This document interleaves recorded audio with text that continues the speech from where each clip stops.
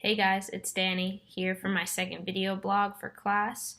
I'm going to talk about chapter 2 today, and besides the length of the chapter, I really did enjoy this chapter and how it started talking about the communicator themselves and how people communicate with each other and how that communication can be interpreted by others and received and possibly not received.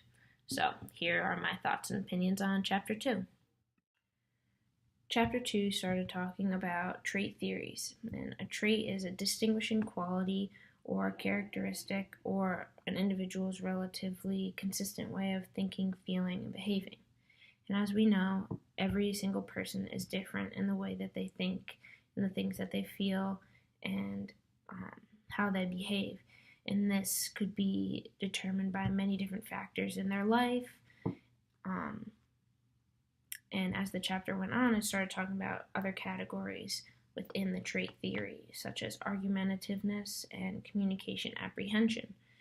And as I read about these, I thought of all of the people in my life and how they fall into these different categories and how each of them needs to be communicated to in a different way, and why they might need to be communicated that way.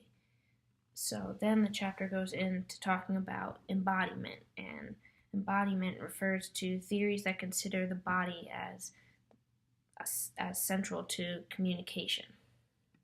There was a quote in the chapter that said, "How we experience the world is very much a matter of what is happening in our brains.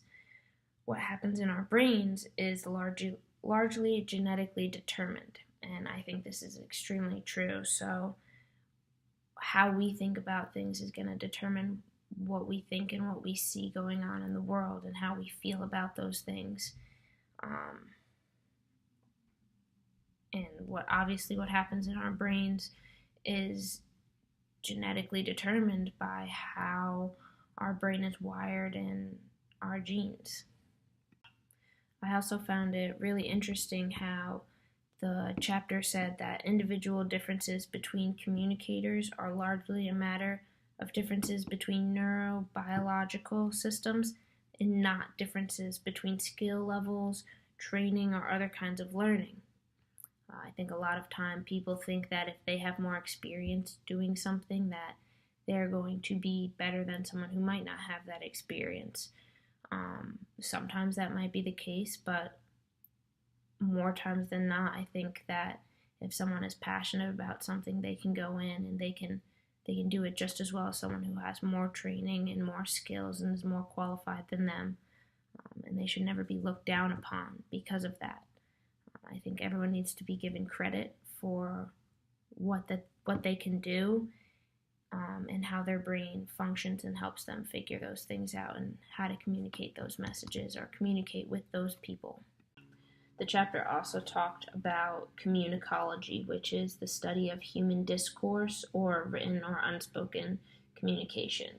And I think nonverbal communication is a huge piece of whether your message is received correctly or incorrectly. And I think if I'm communicating something to you and I make a face, and that's what you're going to see before my words even come to you. So making sure that your body language goes with what you're saying can help your message be received a lot better. When talking about communicology, there was another quote in the chapter that I really liked, and it said, "The emergence of an understanding of the self as a communicator happens in the act of coming to consciousness or being aware of one's surroundings and sharing experiences with others." So I kind of touched upon something like this in my first vlog, how I could have this amazing experience, but if I can't communicate it to you, then you're not going to be able to share that experience with me either. But this also brings in being present in the moment, and I think that is a huge piece of appreciating what's going on around you and then being able to communicate better with others. If you're not present, you're not going to be able to communicate with others. They might interpret that as you don't want to be there, you're not interested in what they're saying, what you're doing, But if you're present in the moment and not distracted by social media, technology, that's going to go a long way in helping everyone else see that you're there, you're present, you want to share that experience and what's going on with them. Overall, I really enjoyed this chapter. I loved what it said about the communicator itself. Understanding yourself, I think, helps a lot with communicating messages that mean something to you. And to help understand yourself, you have to be able to communicate those thoughts and feelings and behaviors. So I hope you enjoyed my blog, and I can't wait to hear your thoughts and opinions and what you have to say back about my thoughts and opinions on the chapter. See you guys later.